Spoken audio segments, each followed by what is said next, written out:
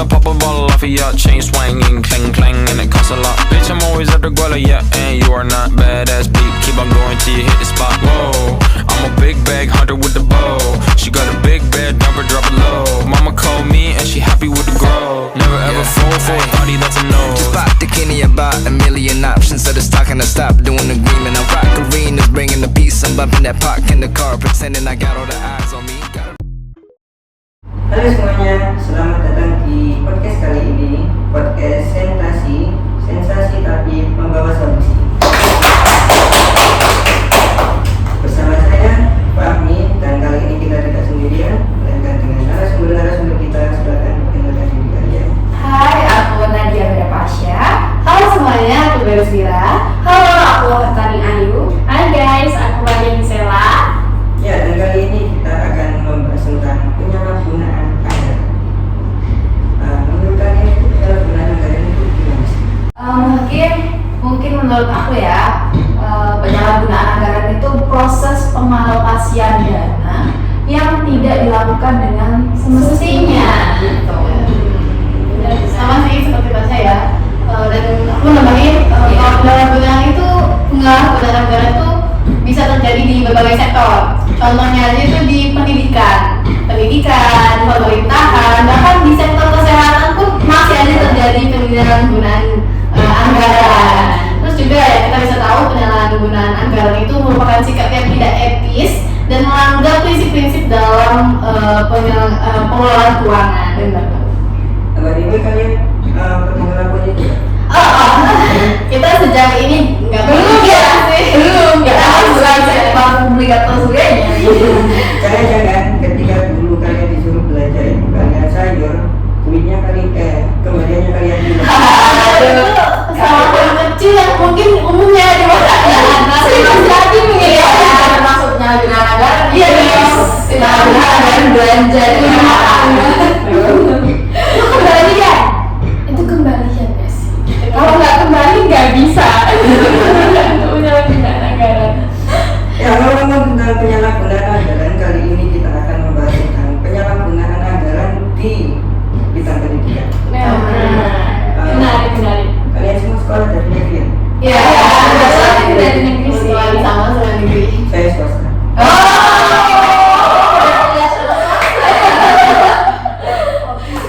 Ngomong dari negeri itu kalian punya pengalaman bagaimana sih dengan fasilitas sekolah itu?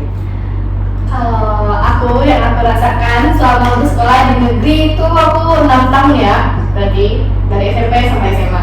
Yang aku rasakan di negeri, kalau bahas fasilitas, sejauh ini aman saja dan memadai cukup untuk dipakai. Tapi kalau balik lagi ke kualitas dari fasilitas yang ada di sekolah negeri aku gitu ya, itu sebenarnya belum bisa dikatakan sangat baik. Bahkan ada beberapa fasilitasnya yang menurut aku bisa dikatakan sebagai kategori yang tidak layak dipakai gitu. Jadi kayak fasilitas yang ada di sekolah itu sebenarnya masih perlu banyak yang dibenahi gitu. Kalau mungkin dari sekolah tuh ya, mungkin emang dari pihak sekolah juga sudah memberikan fasilitas yang cukup untuk kita, tapi pemerataannya itu belum terlalu sih, karena ya ada beberapa kelas yang mungkin kipas anginnya rusak, terus itu tuh jadi tuh banyak yang mengganggu gitu loh di kelas itu karena kurangnya fasilitas yang kurang kayak kenyamanan nyaman. Ada juga bapak polisi yang mungkin sudah ngopel, bahkan di sekolahku sendiri tuh karena memang kota kecil ya banyak juga atap-atap yang udah rusak dan itu membahayakan siswanya. Kipas angin yang nggak berfungsi aja itu udah mengganggu kenyamanan dari pembelajaran yang ada di kelas juga. Kalau aku sih kebetulan 12 tahun di negeri. Di SMA aku nih fasilitasnya baik banget sih. Sebaik itu AC-nya nyaman. Kebetulan ya pakai karpet. Jadi kalau masuk kelas tuh, kalau siswa-siswanya pada benar sebenarnya baik semuanya. Pakai karpet, jadi sepatu dilepas keluar, ada rak sepatunya gitu. Terus ada vakumnya kan, nggak mungkin kan ya pakai sapu ya. Ini ada vakumnya, ada fasilitas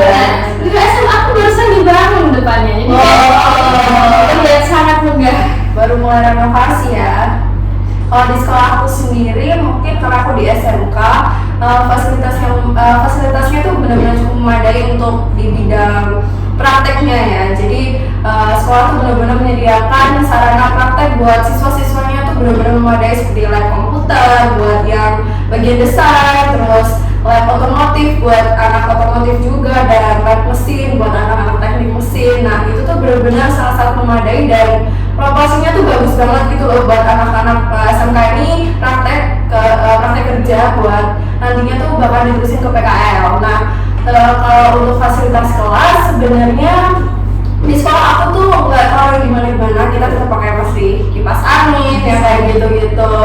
Cuman untuk kelas mungkin kita juga ada beberapa kelas yang masih belum dibangun secara bagus gitu, jadi masih bangunan lama gitu. Jadi mungkin kita sebagai siswa juga kadang sering iri ya kalau ada siswa yang dapat fasilitas bagus, ada yang dapat fasilitas buruk. Nah itu mungkin buat kita mahasiswa tuh jadi kayak kok dia enak sih kelasnya ya, bener aja gitu.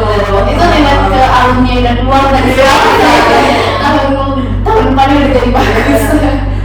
Hari ini kan aku bisa jadi kayak ketum ya. Ya, kayaknya buat kalian katanya fasilitasnya kurang kan ya. Iya. Ketika terjadi kerusakan gitu, apakah langsung ditindak oleh pihak sekolah gitu? Kebetulan di sekolah aku nih, kalau misalnya kesalahannya ada di dalam kelas, itu kan biasanya karena siswa-siswanya yang main bola di dalam kelas. Mungkin kalau karena kesalahan siswa itu akan di-cover sama siswanya. Tapi kalau di luar itu misalnya di lab itu bisa langsung lapor gitu, terus minta dibenahi. Kalau dari aku sih cukup susah ya untuk minta perbaikan fasilitas sendiri, karena mungkin aku sebagai yang ikut ekstra basket, dan kita kan punya lapangan di sekolah, dan lapangan itu tuh ringnya udah nggak lain banget gitu, dan kayu-kayunya juga udah rusak, lapangannya juga catnya sudah hilang kayak gitu. Kita sebagai muridnya, kita kan mengajukan kayak untuk ke kepala sekolah dan juga ke bapak sekolah ya, kita bilang Pak Bu untuk perbaikannya bagaimana nih kayak gitu. Dan itu pun nggak terrealisasikan gitu, bahkan sampai aku lulus pun belum dibenahi gitu untuk ring dan lapangannya gitu. Jauh gitu. Perlu jauh.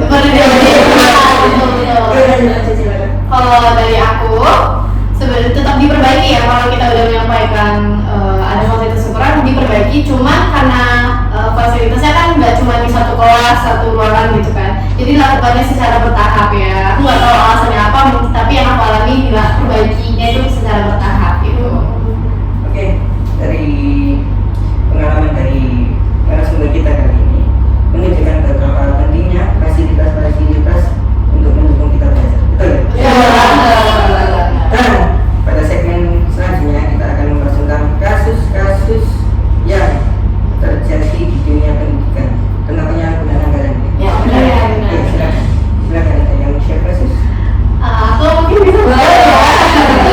Jadi kasus yang aku ambil ini kebetulan berasal dari domisili aku sendiri di Kota Batam.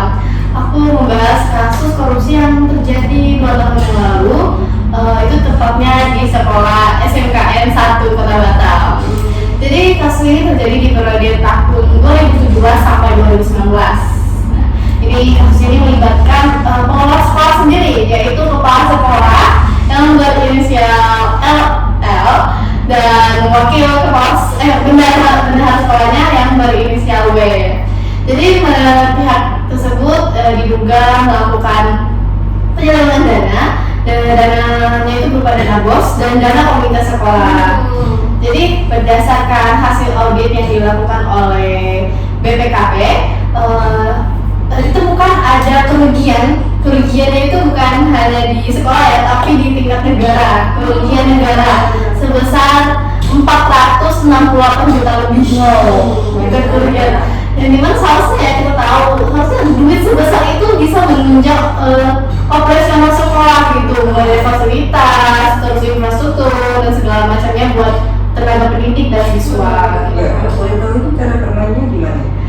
Oke, kalau nggak sebelum cara bermainnya ya, yang aku tahu, jadi pihak itu mereka melakukan yang namanya penunjukan terhadap pihak ketiga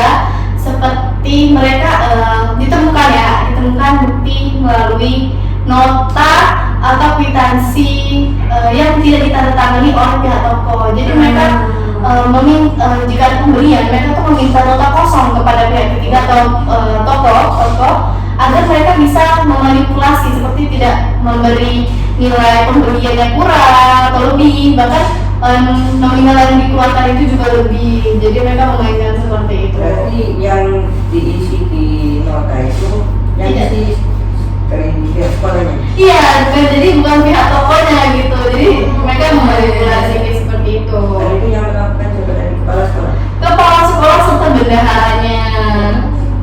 Benar. Oke.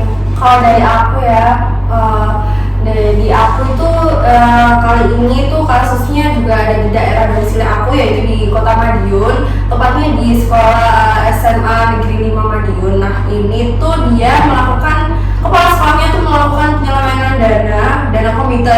dana komite dari para orang tua siswa gitu. Jadi dia itu modusnya itu jadi melakukan rapat gitu ya, rapat untuk para orang tua siswa ini dan memberikan seperti opini-opini gitu. Jadi dia tuh melakukan seperti sosialisasi dan kayak saran-saran gitu, kayak gimana kalau misalnya sekolah kita ini dibangun untuk lebih baik, terus fasilitasnya juga ditambahi kayak gitu loh. Jadi dia tuh akhirnya memungut per siswa itu sekitar 300.000 dan dibayarkan setiap 1 semester sekali.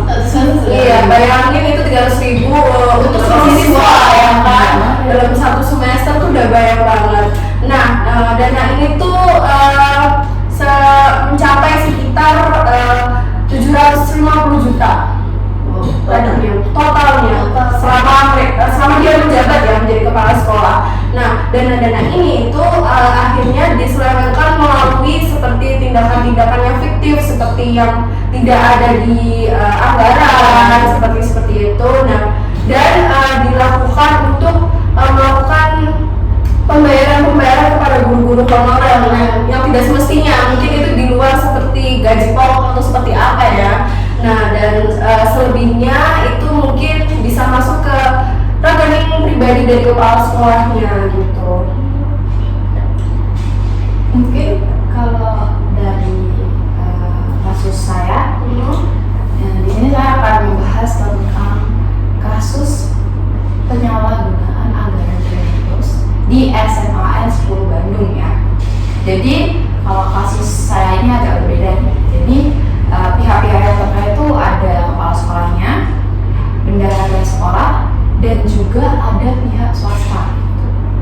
Jadi pihak swasta ini kan pasti mengetahui ya bagaimana pengalokasian dana bos itu kepada SMA itu. Jadi pada awalnya kan sekolah ini menerima dana bos sebesar 2,28 miliar. Cukup besar kan? Nah, jadi terjadi kayak kong kali kong antara kepala sekolah, antara bendahara dan juga pihak swasta ini nih. Jadi mereka berencana untuk mengalokasikan dana ini untuk proyek. Jadi agak gak jelas ya proyeknya itu proyek apa gitu, agak gak jelas gitu.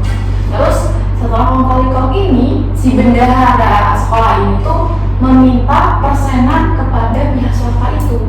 Jadi mereka membuka rekening untuk penampungan dana tersebut. Lalu ada juga rekening yang dibuka untuk masuknya persentase itu, persenan untuk pihak itu gitu. Jadi 10% itu masuk ke rekening penampungan yang punya pihak swasta itu. Setelah itu 7%-nya diberikan ke bendaharanya.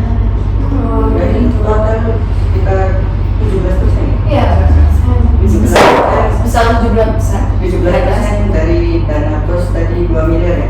Ya, selain itu juga ada kayak pembelanjaan yang nggak apa ya, nggak jelas gitu. Jadi mereka belanjanya buat apa gitu, tapi jumlah nominalnya itu nggak sesuai gitu.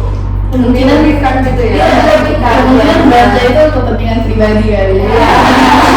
Kayak gitu. Dan juga tuh mereka presentasinya itu digunakan untuk perusahaan pribadi.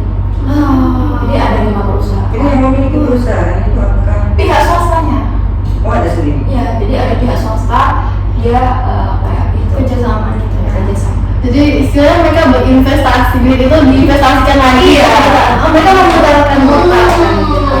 Jadi udah dapat keuntungan persentase, dan udah dapat keuntungan dari investasi Ya, selingannya juga pebisnis ya. Nah, kalau aku nih, aku ambil dari kota Bondowoso di SMP 6 Bondowoso. Dia tuh awalnya yang ketahuan itu PU-nya sama beliharanya. Ya. Terus diselidiki kepala sekolahnya juga ikutan ternyata nih. Kalau aku nih awal-awalnya tuh karena dia tuh pakai kota kosong. Iya, kita kota kosong sama kayak kasusnya lain sih juga kita gitu. Terus dia juga melebih-lebihkan harga gitu. Bener-bener. Negara tuh sampai dilebihkan sampai 695 juta. Oh iya dia. Gitu. Cuma gitu doang padahalnya, cuma minta kota kosong berkali-kali dia tuh. Sampai kerugiannya sebesar itu ya. Iya, benar. Dia ditahan cuma 2 tahun. 2 tahun 6 bulan doang. Kurang nggak sih? Kurang sih kataku mah. Sebenarnya hal-hal yang kayak kota kosong tuh sering terjadi ya. Sering banget terjadi. Di organisasi-organisasi. Ada ya. Kayak dia minta untuk dana pengelolaan sebuah event, untuk melebihkan dana konsumsi. Nah itu bisa diminta ke kota kosong. Nah di sini sendiri sama dia. Awalnya juga berlebihan. Iya benar-benar. Jadi menurut kalian itu apakah ketika membeli sesuatu itu harus disertakan nota atau gimana? Harus nota sih, nota yang ada stempelnya itu juga bisa nih. Kasus ini dia udah pakai stempel juga. Jadi yang dimintain nota itu juga dia bayar. Itu berarti termasuk gimana cara si toko-toko ini menangani ekonomi seperti ini ya. Benar. Jadi setiap buku itu terpung kali kau. Nah, Iya, benar aja. Jadi besok-besok perlu kita sebutkan nama tokonya. Aku pernah lalu sorry ya. Aku mau bahas. Jadi aku pernah ngalamin waktu di SMA juga. Itu kami satu seangkatan, yang angkatan itu kami diwajibkan membeli buku. Tapi membeli bukunya mungkin kita bisa kan dari banyak akses dari online. Tapi nggak tahu kenapa gurunya ini meminta kita untuk bisa satu toko itu saja. Ya benar-benar. Jadi tuh aku udah punya apa ya, firasat apa yang gimana gitu ya. Karena apalagi pas aku sampai di toko tersebut, tokonya langsung nanya, kamu siswa mana gitu. Iya benar. Jadi saya tuh dirasa gitu. Kalau kan sudah ada aksennya gratis. Dan itu bisa jadi kayak syarat kamu saat ujian ini gitu. Bisa gitu ya. Ih serem Juga juga. agak bingung kenapa bisa gitu. Kalau di sekolahku justru gurunya yang menjual bukunya. Bukan Dari toko lain, justru gurunya sendiri. Jadi itu bukan termasuk fasilitas gratis dari sekolah ya. Oke, apakah kita langsung memberikan komentar tentang kondisi pengelolaan pendidikan di Indonesia atau mungkin ada sesuatu yang ingin disampaikan lain? Oke, mengenai kondisi pengelolaan di sekolah ya, pendidikan di Indonesia. Langsung komentar ya? Langsung komentar aja ya. Menurut aku ya, kondisi pengelolaan pendidikan di Indonesia itu belum bisa kita katakan sangat baik, belum bisa banget, masih jauh banget tuh dari kata baik gitu. Tapi kalau misalnya dikategorikan cukup, mungkin aku bilang oke, cukup gitu. Karena apa? Kita bisa lihat yang sampai sekarang tuh masih sering terjadi gitu ya, kurangnya pemerataan itu yang masih sangat kurang, dan jadi prihatin banget sih. Aku sebagai pribadi sendiri, aku lihat berita-berita kurang pemerataan itu benar-benar kayak ayo dong diratain dong gitu. Nah, kayak contohnya pemerataan fasilitas ya, banyak ditemukan fasilitas itu ada kesenjangan dari pendidikan yang ada di kota dan di daerah yang tertinggal, daerah terpencil gitu. Dan bisa tahu sendiri ya, fasilitasnya, terus juga tenaga pendidiknya. Tenaga pendidik di kota itu kita bisa lebih jauh apa ya, lebih jauh sih lebih jauh sih yang berkualitas dan banyak pengalaman. Tapi sedangkan tenaga pendidik di daerah terpencil itu menurut aku kurang banget, nggak tahu karena ya udah yang penting saya kerja di sini gitu. Tapi sebenarnya belum siap secara materi dan lain-lain gitu. Kalau menurutku sendiri ya mungkin untuk pendidikan di Indonesia lagi ya, mungkin agar kita juga masyarakat tuh tahu gitu loh, dana itu digunakan semestinya atau enggak, untuk apa, pembeliannya, pembelanjaan, dan juga pembangunan fasilitasnya gitu. Jadi kalau perlu juga disertakan bukti, dana segini untuk membangun ini, buktinya ini, harga-harganya, dan juga itu ketransparansinya. Lebih ke transparansi. Nah, kalau mau harganya nih, misalnya di sekolah kalian itu masih bayar nggak sih kayak iuran-iuran fiktif gitu? Oh, masih. fiktif aku tidak sih kebetulan. Tapi masih ada nggak kayak pembayaran gitu? Pembayaran SPP sih aku di negeri. Oh, masih ada. Masih ada. Di negeri itu masih dibayarin per bulan juga. Dan tapi yang aku dengar dari murid-murid baru, peserta didik baru yang di bawah aku, tahun ini, tepatnya tahun 2024 itu pembayaran SPP sudah dihilangkan. Jadi anggarannya sudah terus juga ini aku juga suka ngomongin sama SMA aku, SPP tidak dibayari, SPP tidak kita tanggung. Terus juga mahasiswa peserta didiknya masing-masing mendapat 2 setelan baju gratis. Jadi ada diringankan ya pembayarannya. Jadi aku juga amazing sama SMA aku, benar-benar menunjukkan bahwa pengelolaan dananya digunakan dengan tepat gitu. Dan menurut kalian SPP dulu itu terjangkau nggak sih? Enggak. Mungkin kalau beberapa kan ekonomi orang beda-beda nih. Kalau beberapa orang mungkin ya masih ada yang bisa untuk menutupi.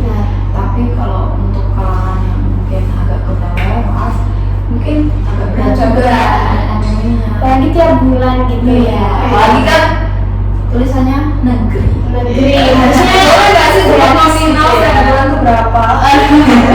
Aduh, kalau ngomongin berat banget ya, ngomongnya berat banget gitu, kaku ya. Ya nggak usah. Menjaga.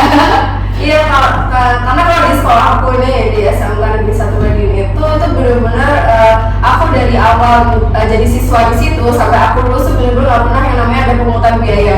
Bahkan itu SPP, terus seperti acara event sekolah, pas meeting, terus habis itu holiday sekolah kayak gitu-gitu, terus bahkan perpisahan pun itu gratis. Siswanya tuh siswa kelas 12 tuh bener-bener gak ada uang sewa gedung, uang konsumsi bener-bener gak bayar. Jadi kita udah dapat konsumsi, terus medali ya dan lain-lain gitu. Jadi itu bener-bener gak ada yang bayar sih. Jadi dana bosnya benar-benar digunakan. Iya, benar baik dan benar bagus ya. banget sih ini. Aku pengen komentar ini apa yang dananya ada di Indonesia. Menurutku pendidikan dananya itu tiap tahun dia tuh ganti-ganti apa kurikulum. Kurikulum. Gimana? Kurikulum ya. Terus tiap tahun dia tuh menaikkan dana-dana itu. Dia juga, iya kan? Tapi tidak jelas nih arahnya kemana. Pendidikannya diobrak-abrik tiap tahun. Siswanya jadi bingung harus ikut yang kemana. Terus itu, aku menurutku kenapa guru-guru ngelakuin itu mungkin karena gajinya juga tidak baik ya. Iya, itu juga sangat miris ya kalau kita tahu tentang apa gaji guru di daerah. Apalagi kalau ada yang gajinya cuma 100.000 satu bulan. Guys, tidak itu dari gimana ya? Padahal anggaran yang diajukan ke negara sangat besar untuk pendidikan. Iya, itu triliun loh. Itu kenapa guru-guru ini tidak difasilitasi dengan baik dan benar biar dia bisa mengajar murid-muridnya ini dengan kualitas yang baik dan benar. Guru-guru itu kan juga belajar ya, dia kuliah ya, biar bisa mendidik, tapi tidak selayaknya diperlakukan dengan baik dan benar gitu di negara ini ya. Kayak nggak banget. Mungkin itu juga jadi faktor kenapa daerah-daerah terpencil itu atau yang tertinggal itu mendapatkan tenaga pendidik yang kurang. Karena banyak dari guru-guru juga memikirkan untuk tinggal jauh dari keluarga, benar kalau dengan gaji yang sedikit ya, benar-benar. Apalagi sekarang guru itu nggak ada PNS, cek deh, dia dikeluarkan jadi PNS, jadi dia nggak dapat dana apapun ditunjangan itu. Hah? Gak ada lagi guru PNS. Dicabut. Adanya kan 3 Kan ada itu. Iya, Kita kalau lulus kalau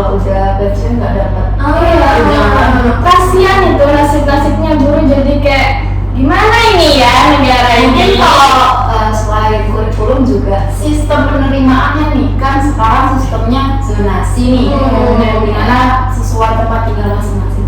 Kan kalau kita lihat pemerataan pendidikan aja fasilitasnya nggak rata. Gimana mau menerapkan sistem itu kalau fasilitas dan pemerataannya nggak rata?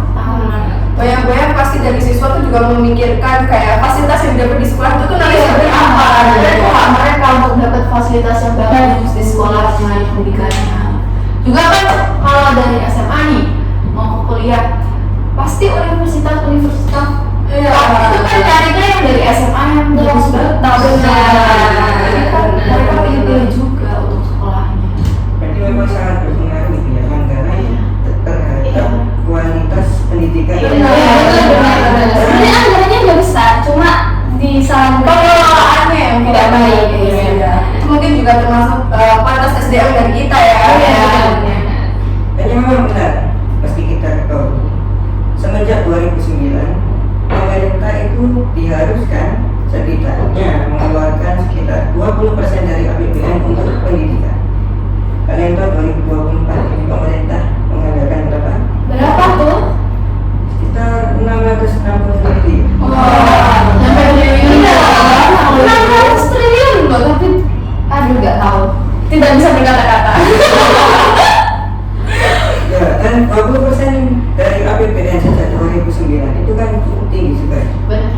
Cuma kita lihat realita pendidikan kita saat ini, apakah sudah mencapai ekspektasi kita dengan 20% dari APBN itu? Tanda tanya. Dengan anggaran itu kita masih mempunyai banyak sekali kekurangan seperti peringkat pendidikan yang masih rendah di dunia, tingkat literasi yang rendah. Jadi sangat penting ya anggaran ini. Iya, karena itu benar-benar menjadi faktor semua sih, menurut aku, mulai dari fasilitas, tenaga pendidiknya, terus masa depan siswanya pun juga. Iya. Jadi saling sangkut paut sih untuk keberhasilan gitu. Karena jangan kita bisa menggunakan mungkin seragam kita dulu lebih keren dari seragam ya.